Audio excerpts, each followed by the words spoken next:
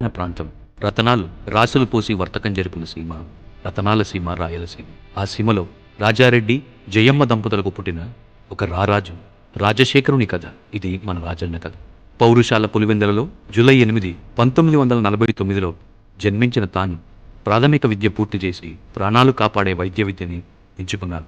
తాను పుట్టి పెరిగిన ప్రాంతంలో రూపాయి డాక్టర్గా సేవలందించారు. 1978లో రాయలసీమ ప్రాంతం నుంచి రాజకీయ ప్రస్థానం మొదలుపెట్టిన ఆయన నాటి నుంచి నిర్యాణం వరకు ఓటమి ఎరుగని నేతగా నిలిచిపోవు. రాజకీయాలు ఎందరో వచ్చారు, ఎందరో రాజకీయాలు చేశారు, కానీ ఎవ్వరు కూడా రాజన్న కాదు కదా, ఆయన సమస్థాయిని కూడా తాకలేకపోయారు. తన ప్రస్థానం ప్రయాణం నేటి తరానికి తెలియకపోవచ్చు. అందుకే మరొక్కసారి ఆయన ఎవరో ఏం చేశారో గుర్తు చేద్దాం.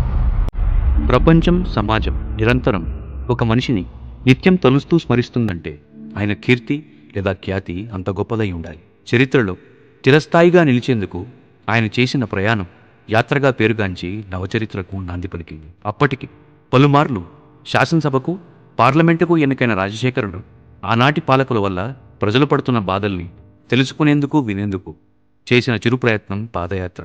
ఎందరో ఇది చరిత్రలో భాగమవుతుంది అని అనుకున్నారు, కానీ ఇదే చరిత్ర. 11 జిల్లాలు, 1500 కిలోమీటర్లు పాద ప్రయాణంలో ప్రజల గుండెలకు ఈయన్ని చేరువ చేసింది. ఆయన కళ్లకు కరువు నెల దాహం కనిపించింది. ఆయన చేతులను బడుగు జీవుల జీవితానికి భరోసా ఇచ్చేలా చేసింది. అనారోగ్యపు విలయతాండవం ఆరోగ్యశ్రీని తేవాలనే తలంపు తెచ్చింది. అన్నదాతల కన్నీరు, నీరు, కరెంటు ఉచితంగా ఇచ్చేలా ఉత్తేజపరిచింది. ఆకలి పేగుల ఆర్తనాదం, 2 రూపాయల కిలో బియ్యం తెచ్చే ఆలోచన ఇచ్చి కార్మికుల, కర్షకుల బాధలు ఆయన్ని కఠోర దీక్షాదక్షులు చేసి కటిక పేదల కన్నీరులో ఆయనలో ఉన్న కోపమని మలినం పొట్టుకుపోయింది అని ఆయనే చెప్పేలా చేసి పాలకుల పెత్తనంపై పంతంతో మొదలైన యాత్రకి ప్రజల తోడ్పాటుతో ప్రభంజనం. ఆయన ప్రజలకు ఇవ్వాలి అనుకున్న భరోసా ప్రజల నుంచి ఆయనకు దక్కి ఎంత కష్టమైనా ప్రజాపాలన స్థాపించాలి అనే సంకల్పం ముందు సింహాసనం సైతం చిన్నబోయింది. ఎన్నికల యుద్ధంలో ఈయన పూరించిన శంఖారావం, ప్రజలు చేసిన సింహనాదం రాజశేఖరుణ్ణి శిఖరాగ్రాన నిలిపింది. నాటి నుండి రాజశేఖరుని రాజ్యపాలన మొదలై రాజన్న పాలనగా పేరుగాంచింది. మాట తప్పని, మడిమ తిప్పని తన నైజం, ఇచ్చిన మాట, చేసిన వాగ్దానంలో భాగంగా మొదటి సంతకం అన్నదాతల కోసం చేసి అగ్రనేతగా నిలిపింది.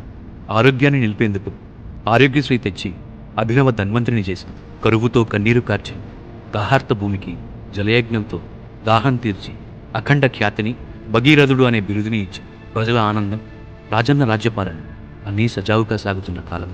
అంతలో మళ్ళీ ఎన్నికలు వచ్చాయి. ఆయన్ని అగ్రస్థానాన్ని నిలిపిన జనాన్ని నమస్తే అక్క, నమస్తే చెల్లి, నమస్తే అన్న, నమస్తే తమ్ముడు అని పలకరించి మహామహులు కట్టిన కూటమిని నేలరాల్చి 2009లో జరిగిన ఎన్నికల్లో ప్రజలు మళ్ళీ రాజన్నని ఎన్నుకుని పాలనప్ప చెప్పారు.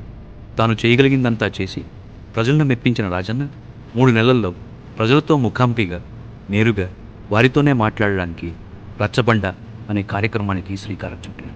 అలా ప్రజల వద్దకు వెళ్ళాలి అని సంకల్పించిన ఆయన కాటు వేసిన ప్రవేశానికి, వ్యతిరేకతకి లొంగి ఆయన విడిచారు. కానీ నేను మరోలా అనుకుంటాను. నిత్యం స్వార్థం నిండిన ఈ భౌతిక ప్రపంచంలో సేవకుడే నాయకుడు అవ్వటం ఇంద్రుడికి సైతం ఈర్ష తెప్పించింది. బహుశా స్వర్గంలోని రైతు సాయం కోరాడేమో, అక్కడ ప్రజలు ఆరోగ్యం బాలేదేమో, కరువున్న చోట నీటిని పాలించమని ఆయన్ని పిలిచారేమో, లేదా ఇంద్రుడి సభలో రాజసం తగ్గిందేమో. మనిషిగా వచ్చాడు, మెరుపులా నిలిచాడు, దైవమై ఎగిచాడు. పల్లెల్లో రైతున్నంతకాలం, పొలంలో మట్టున్నంతకాలం, పేదోడి గుండె కొట్టుకున్నంతకాలం, ఇవన్నీ ఎందుకు? సూర్యచంద్రులు ఉన్నంతకాలం నువ్వు మా మధ్య, మాలోనే ఉంటావు రాజన్న. అందుకే ఎవరు వైఎస్ఆర్ అమర్ రహే అనకండి. వర్ధిల్లాలి వైఎస్ఆర్, జిందాబాద్ వైఎస్ఆర్, వైఎస్ఆర్ లీవ్స్.